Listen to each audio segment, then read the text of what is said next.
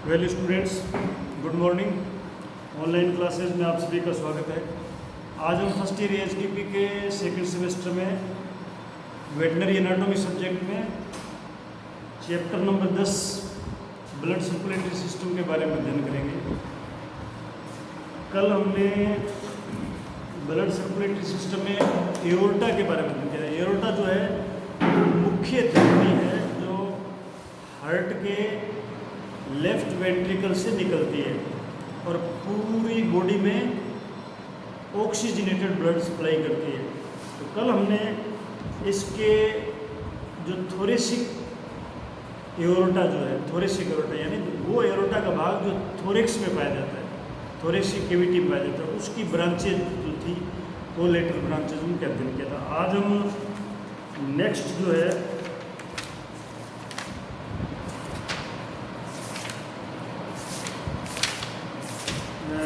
इससे आगे abdominal aorta की ब्रांचेज जो है उसके बारे में अध्ययन करेंगे। यानी collateral branches of abdominal aorta, यानी थोरेक्सिक कैविटी के बाद में एओर्टा जो है वो एब्डोमिनल कैविटी में एंटर होता है। किससे एंटर होता है? वो एंटर होता है डायफ्राम के थ्रू। तो डायफ्राम थ्रू होने के बाद में उसको हम बोलेंगे एब्डोमिनल एओर्टा। अब एब्डोमिनल एओर्टा जो है उसकी कौन कौन सी ब्रांचेज निकलती है? Collateral branches. एब्डोमिनल एओर्टा से जो ब्रांचेज निकलती है जो विसरल ऑर्गन को ब्लड सप्लाई, मतलब ऑक्सीजनेटेड ब्लड सप्लाई करते हैं, वो है सबसे पहले coeliac axis artery. Coeliac axis artery यानी ये विसरल आर्टरी है। ये तो सब आपको पता है कि मतलब जो विसरल ऑर्गन्स को या इंटरनल ऑर्गन्स को सप्लाई करता है वो विसरल है। तो ये विसरल आर्टरी अयुग्मित है यानी अनपेयर्ड है, इसके डबल पेयर नहीं है, यानी दो नहीं है, ये एक सिंगल है। और ये स्टोमक को रक्त आपूर्ति करती है। ये क्या करती है? रक्त आपूर्ति करती है स्टोमक को। और अब स्टोमक को आपूर्ति करने के बाद में फिर इसकी ब्रांचेज निकलती है। फिर ब्रांचेज निकलती है, वो कौन सी है? वो है पैंक्रियाटिक आर्टरी जो पैंक्रियाज को रक्त आपूर्ति करता है। डोर्सल व वेंट्रल हिपेटिक आर्टरी, डोर्सल और वेंट्रल ऊपर और नीचे, ये वेंट्रल हिपेटिक आर्टरी ये लीवर को रक्त आपूर्ति करती है। मतलब डोर्सल है वो डोर्सल साइड को करती है और वेंट्रल है वो वेंट्रल लीवर को, वेंट्रल साइड ऑफ लीवर को ब्लड सप्लाई करते हैं। फिर है सिस्टिक ब्रांच, ये गॉल ब्लैडर को रक्त आपूर्ति करता है। ये जैसे नाम है ना वैसे ही ये ऑर्गन को सप्लाई करता है। सिस्टिक ये गॉल ब्लैडर को। गैस्ट्रोड्यूडिनल आर्टरी जो है स्टोमक और ड्यूडिनम को रक्त आपूर्ति करती है। गैस्ट्रोड्यूडिनल आर्टरी यानी स्टोमक को और ड्यूडिनम, ड्यूडिनम जो है ये स्मॉल इंटेस्टाइन का फर्स्ट भाग है। फिर राइट रूमिनल आर्टरी, ये राइट रूमन को रक्त आपूर्ति करती है। मतलब रूमिनेंट्स में राइट साइड ऑफ रूमन को ब्लड सप्लाई करती है, राइट रूमिनल आर्टरी। फिर लेफ्ट रूमिनल आर्टरी जो है लेफ्ट रूमन को रक्त आपूर्ति करती है। स्प्लीनिक आर्टरी जो है वो स्प्लीन को रक्त आपूर्ति करती है, यानी जैसा नाम है वैसे ही ऑर्गन को सप्लाई करता है। ओमेजो एबोमेजल आर्टरी, ओमेजो एबोमेजल आर्टरी जो है ये ओमेजम और एबोमेजम को रक्त आपूर्ति करती है। अब इसकी जो पहली जो आर्टरी इसकी कोलेटरल ब्रांच थी वो थी सीलियक एक्सिस आर्टरी और उसमें से ये ब्रांचेज निकली थी जो मैंने अभी आपको बताई थी। अब आता है एंटीरियर मेसेंट्रिक आर्टरी। इसकी सेकंड ब्रांच जो निकलती है एओर्टा से वो है एंटीरियर मेसेंट्रिक आर्टरी, यानी यह विसरल और अनपेयर्ड होती है। यानी विसरल तो है ही, इंटरनल ऑर्गन को सप्लाई करता है, और अयुग्मित है यानी नॉन पेयर्ड है, अनपेयर्ड है। और इसकी निम्नलिखित शाखाएं कौन कौन सी है? पैंक्रियाटिक आर्टरी जो पैंक्रियाज को रक्त आपूर्ति करती है। इलियोसिको कोलिक आर्टरी यानी इलियम सीकम और कोलन को, या नाम से है इलियोसिको कोलिक आर्टरी यानी इलियम सीकम और कोलन, ये तीनों को ब्लड सप्लाई देती है। मिडल कोलिक आर्टरी ये कोलन को रक्त आपूर्ति करती है, कोलन को आपूर्ति करती है। रेमस कोलेट्रिलिस ये जो दूसरे अंग जो है इनके अलावा एब्डोमिनल कैविटी को उनको सप्लाई करता है। फिर आता है रीनल आर्टरी। रीनल आर्टरी जो है ये पेयर्ड होती है, दो जोड़े में है ये। रीनल आर्टरी दो होती है और ये विसरल है।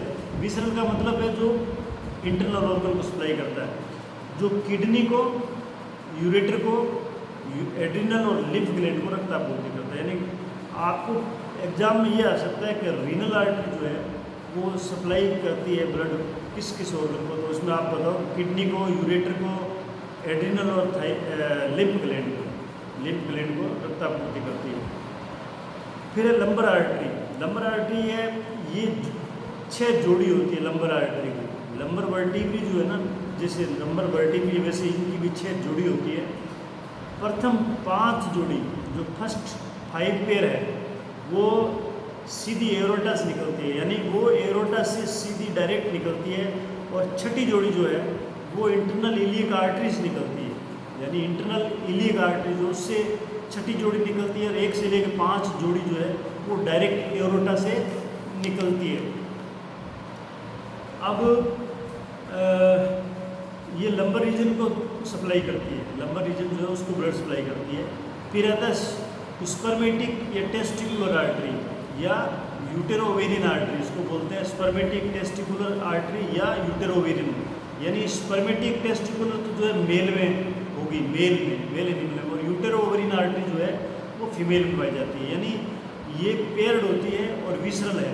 विसरल का मतलब ये इंटरनल आर्टरी है या जो इंटरनल ऑर्गन्स को सप्लाई करती है। नर में तो ये क्या है, टेस्टिस को और आसपास के क्षेत्र को सप्लाई करती है, और मादा में अंडाशय को, गर्भाशय को और आसपास के क्षेत्र को आपूर्ति करता है। तो ये जैसे इनका नाम है वैसे ये ऑर्गन को सप्लाई करते हैं। फिर posterior mesenteric artery. Posterior mesenteric artery क्या है, विसरल आर्टरी है, अनपेयर्ड है, यानी ये सिंगल आर्टरी है।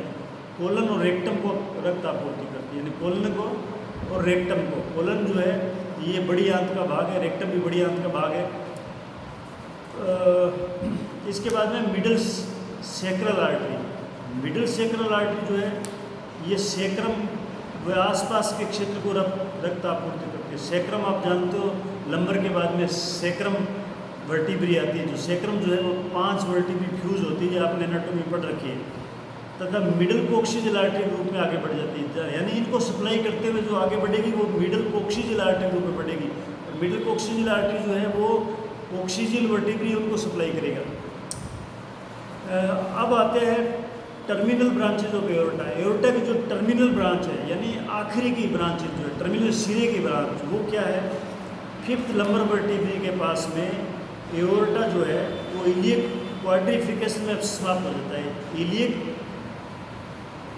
क्वाड्रिफिकेशन तथा 2 इंटरनल इलियक और 2 एक्सटर्नल इलियक आर्टरी बन, यानी क्वाड्रिसेप्स का मतलब, क्वाड्रिफिकेशन का मतलब है 4 भागों में विभक्त हो जाती है। एओर्टा का लास्ट टर्मिनल भाग 4 में विभक्त होते हैं। 2 तो होती है इंटरनल इलियक आर्टरी और 2 होती है एक्सटर्नल इलियक आर्टरी। अब ये इंटरनल इलियक आर्टरी जो है, ये अब इनका एक एक का वर्णन करेंगे। इंटरनल इलियक आर्टरी जो है ये संख्या में 2 होती है। ये पेल्विक वाल व पेल्विक अंगों को रक्त आपूर्ति करती है। क्या कहाँ करती है, पेल्विक वाल, पेल्विक कैविटी की जो वाल है उसको, और पेल्विक के अंदर जो पाए जाने अंग है, यूरिनरी ब्लैडर है वगैरह, ये जो पेल्विक कैविटी में जो अंग पाए जाते हैं उनको ब्लड सप्लाई करता है। ये पीछे व नीचे की ओर चलकर, यानी पहले पीछे चलेगी फिर नीचे की ओर चलकर posterior gluteal artery, posterior gluteal और इंटरनल प्यूडिक आर्टरी में विभाजित हो जाती है। ग्लूटियल आर्टरी जो है ग्लूटियल मसल को सप्लाई करती है, प्यूडिक आर्टरी जो है ये पेनिस को सप्लाई करता है। इस तरह से ये सप्लाई करते हैं। उसके बाद में आता है collateral branches of internal iliac artery. Internal iliac artery की कोलेटरल ब्रांचेज जो है वो कौन सी है, उससे भी कुछ ब्रांचें निकलेगी। उसमें है लार्ज कोमल ट्रंक, एक होता है लार्ज कॉमन ट्रंक। ये यूरेटर को रक्त आपूर्ति देने के बाद, यूरेटर का मतलब समझते हो आप, जो नली किडनी से यूरिनरी ब्लैडर तक जाती है उसको यूरेटर बोलते हैं, जो किडनी से यूरिन को ब्लैडर में ले जाता है।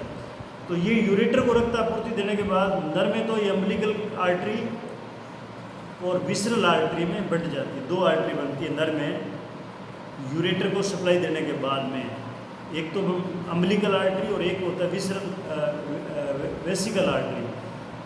वयस्क प्राणी में, जो वयस्क प्राणी या जानवर है उसमें अम्बिलिकल आर्टरी नष्ट हो जाती है।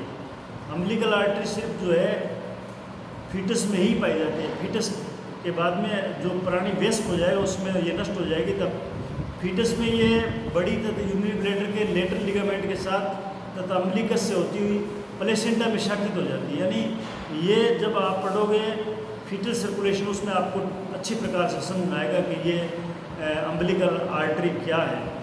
ये जो अम्बिलिकल आर्टरी है फीटल में अशुद्ध रक्त जो है, इम्प्योर्ड ब्लड को ऑक्सीजनीकरण यानी ऑक्सीजनेशन के लिए माँ के प्लेसेंटा में ले जाते हैं। जब फीटस जो है माँ के पेट में होता है यानी उसकी यूट्रस में होता है, मादा में ये अम्बिलिकल व मिडल यूट्राइन आर्टरी बढ़ती है। यानी मादा में कहाँ बटेगी है, एक तो मिडल यूट्राइन आर्टरी और एक अम्बिलिकल आर्टरी में। इसमें से अम्बिलिकल आर्टरी नर के समान ही होती है, जैसे नर में होती है वैसे ये फीटल में पाई जाती है, फीटस में।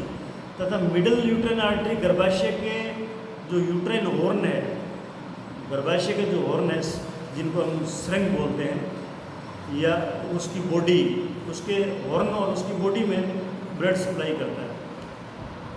एक आता है लार्ज कॉमन ट्रंक, के बाद में आएगा short common trunk. Short common trunk ये 3 भागों में विभाजित हो जाता है। शॉर्ट कॉमन ट्रंक जो है इसमें आता है लास्ट लंबर आर्टरी और लेटरल सेक्रल आर्टरी। अगर मान लो मिडिल सेक्रल आर्टरी अनुपस्थित हो तो उस लेटरल सेक्रल आर्टरी होगी, और एक एंटीरियर ग्लूटिल आर्टरी। उसके बाद में आता है vesical genital artery. Vesical genital artery ये urinary bladder, ureter, vasa differentia, seminal vesicle, prostate gland और यूरिथ्रा को रक्त आपूर्ति करता है। तो ये चीज़ें आपने एनाटॉमी में जो है, जब आप नेक्स्ट लेक्चर में जेनाइटल ऑर्गन के बारे में पढ़ोगे तब आप सारी वेस्ट डिफरेंस, सेमिनल वेसिकल और प्रोस्टेट ग्लैंड और यूरेटर, वासा डिफरेंस, ये सब पढ़ोगे आप। पोस्टीरियर ग्लूटिल आर्टरी ये क्या है कि बाइसेप्स फीमोरिस और मिडल ग्लूटियस मसल को रक्त आपूर्ति करती है। बाइसेप्स फीमोरिस जो फीमर बोन पे होती है, बाइसेप्स फीमोरिस, और ग्लूटियस मसल थाई की मसल है जहाँ पे इंजेक्शन लगाते हो आप, उस एरिया को ब्लड सप्लाई करता है। फिर है internal pudic artery. Internal pudic artery क्या है, ये urinary bladder, urethra, obturator internus muscle, retractor ani muscle, coccygeus muscle, skin को रक्त आपूर्ति करने के बाद नर में ये इन चीज़ों को सप्लाई करने के बाद जो मेल एनिमल है उसमें पेनिस की डोर्सल व डीप आर्टरीज, और मादा में लार्ज पोस्टीरियर यूट्राइन आर्टरी में बदल जाती है ताकि इनको फिर सप्लाई करता है। और यूट्रस वेजाइना में क्लाइटोरिस को रक्त आपूर्ति करती है। तो ये क्लाइटोरिस, वेजाइना, यूट्रस, ये सारी चीज़ें आप जो है पहले आपने जब जेनेटल ऑर्गन पढ़ोगे उसमें ये डिटेल में पढ़ोगे। फिर है external iliac artery. External iliac artery जो है, पहले इंटरनल इलियक आर्टरी थी, अब एक्सटर्नल इलियक आर्टरी है। ये जो है एक्सटर्नल इलियक आर्टरी जो है ये हाइंड लिप को रक्त आपूर्ति करती है, पीछे वाले पैरों को। ये नीचे की ओर जाती है तब प्यूबिस जो बोन है उसके इंटीरियर बॉर्डर के बाद फीमोरल आर्टरी में बदल जाती है, यानी उसका नाम बदल जाता है, फीमोरल आर्टरी हो जाता है। Collateral branches of external iliac artery. अब जो एक्सटर्नल इलियक आर्टरी है उसकी जो सहायक ब्रांचेज है, जो उससे ब्रांच निकलती है, जिस प्रकार हमें नहर में छोटी छोटी माइनर निकलते हैं ना, उसी तरह से ये जो है एक्सटर्नल इलियक आर्टरी की ब्रांचेज है। वो है सर्कमफ्लेक्स इलियक आर्टरी और एक होता है कॉमन ट्रंक, ये 2 है इसके, और तीसरा है फीमोरल आर्टरी। ठीक है, ये 3 इसकी कोलेटरल ब्रांचेज है कि एक्सटर्नल इलियक आर्टरी की। तो ये क्या करती है, जो परिप्यूबिक आर्टरी और डीप फीमोरल आर्टरी में बढ़ जाती है। ये कॉमन ट्रंक जो है ये 2 में बढ़ जाता है, परिप्यूबिक आर्टरी और डीप फीमोरल आर्टरी। ये परिप्यूबिक आर्टरी इंटरनल एब्डोमिनल रिंग के पास पुनः 2 भागों यानी पोस्टीरियर एब्डोमिनल आर्टरी और एक्सटर्नल प्यूबिक आर्टरी में विभक्त हो जाती है। एक्सटर्नल प्यूबिक आर्टरी स्क्रोटम को रक्त आपूर्ति करती है। स्क्रोटम तो आप समझते हो, जो टेस्टिस के ऊपर जो कवरिंग है उसको स्क्रोटम बोलते हैं, तथा ये एक्सटर्नल एब्डोमिनल रिंग के पास आकर दो भागों में विभाजित हो जाती है, जिनमें से एक सबक्यूटेनियस एब्डोमिनल आर्टरी और दूसरी एंटीरियर डोर्सल आर्टरी में आर्टरी ऑफ पेनिस या पोस्टीरियर मेमरी आर्टरी कहलाती है। ये मेल में तो पेनिस आर्टरी कहलाएगी और डोर्सल आर्टरी ऑफ पेनिस यानी anterior dorsal artery of penis कहलाएगी और फीमेल में पोस्टीरियर मेमरी आर्टरी कहलाएगी। Posterior abdominal artery cremaster muscles को रक्त आपूर्ति करती है। क्रीमेस्टर मसल को रक्त आपूर्ति जो है ये पोस्टीरियर एब्डोमिनल आर्टरी करती है। थर्ड है फीमोरल आर्टरी, यानी फीमर के पोस्टीरियर फेस के बाद, यानी फीमर बोन के पोस्टीरियर फेस के बाद ये पोप्लिटियल आर्टरी बदल जाती है, इसका नाम हो जाता है पोप्लिटियल आर्टरी। अब आता है कोलेटरल ब्रांचेस। ये तो थी इसकी 3 ब्रांचेस थी इलियक आर्टरी की। अब जो फीमोरल आर्टरी है इसकी कोलेटरल ब्रांचेस कौन कौन सी है? फीमोरल आर्टरी की कोलेटरल ब्रांचेस ये है, इन्फीरियर फीमोरल आर्टरी, ये क्वाड्रिसेप्स मसल और आर्टिकुलरिस मसल को रक्त आपूर्ति करती है, यानी दोनों मसल्स को ये रक्त आपूर्ति करती है। मसल्स के नाम आपको याद करने पड़ेंगे।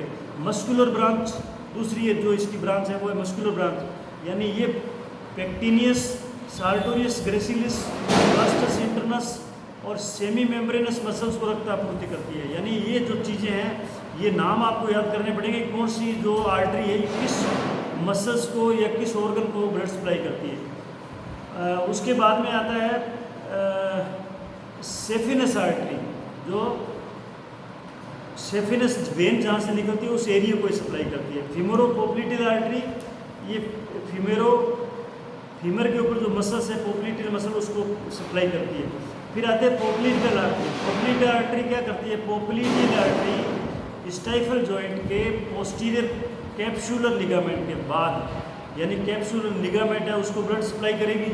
उसके बाद फीमोरल आर्टरी पोप्लिटियल आर्टरी में बदल जाएगी। इससे पोस्टीरियर टिबियल आर्टरी अलग होती है, यानी अलग फिर इसकी ब्रांच बनती है, कौन सी? पोस्टीरियो टिबियल आर्टरी, जो पोप्लिटियस मसल के नीचे स्थित हो जाती है, यानी पोप्लिटियल मसल के नीचे स्थित हो जाती है, एंटीरियर टिबियल आर्टरी के रूप में बदल जाती है। फिर इसका नाम हो जाएगा एंटीरियर ट्यूबुलर आर्टरी, जो नीचे की ओर मेटाटार्सल आर्टरी जो बचे हुए पैर को रक्त आपूर्ति करती है। मेटाटार्सल नीचे जो पैर का पोर्शन है उसको फिर ये सप्लाई करती है। तो अब जो मैंने आज आपको ये लेसन जो पढ़ाया ना, इसमें इम्पोर्टेंट सिर्फ यही है कि एरोटा जो है वो मेनली जो है ना कहाँ का, इसके नाम क्या है? थोरेसिक कैविटी में उसको क्या बोलेंगे? थोरेसिक एरोटा बोलेंगे। एब्डोमिनल कैविटी एब्डोमिनल एरोटा बोलेंगे। फिर इसका टर्मिनल एंड होगा। टर्मिनल एंड का मतलब होता है जहाँ पे एरोटा खत्म होता है। तो इसकी अलग अलग ब्रांचेज निकलती है। तो आपको पूछ सकते हैं कि थोरेसिक एरोटा से कौन सी ब्रांच निकलती है जो थोरेक्स में जो ऑर्गन है उनको सप्लाई करता है, तो उनका नाम देंगे और आपको नाम बताना पड़ेगा आर्टरी का।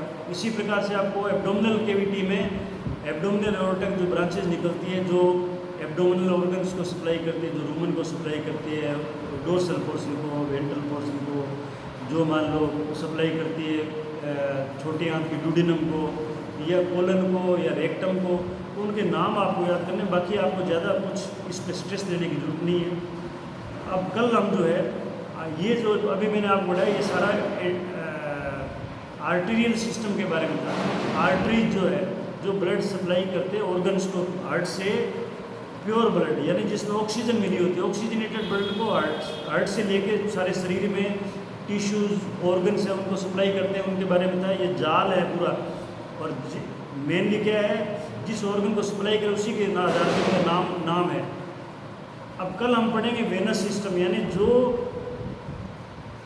डीऑक्सीजनेटेड ब्लड, जहाँ ऑक्सीजनेटेड ब्लड आर्टरीज ने सभी को पहुँचाया, वहाँ उन्होंने क्या है टिश्यूज है ऑर्गन्स है उन्होंने ऑक्सीजन और न्यूट्रिएंट्स ले लिए, न्यूट्रिएंट्स मेनली ग्लूकोज ले लिया। अब वहाँ पे क्या ऑक्सीडेशन होगा, ऑक्सीडेशन के बाद में क्या ऑक्सीजन काम में आ जाएगी, भोजन को जलाने में काम आती है ना, बर्न करने में। फिर वहाँ एटीपी बनेंगे, एटीपी बनने के बाद में जो कार्बन डाइऑक्साइड बनेगी, उस कार्बन डाइऑक्साइड को लेके वेन, पूरे शरीर से वेन लेके इसको हार्ट में पहुंचाती है।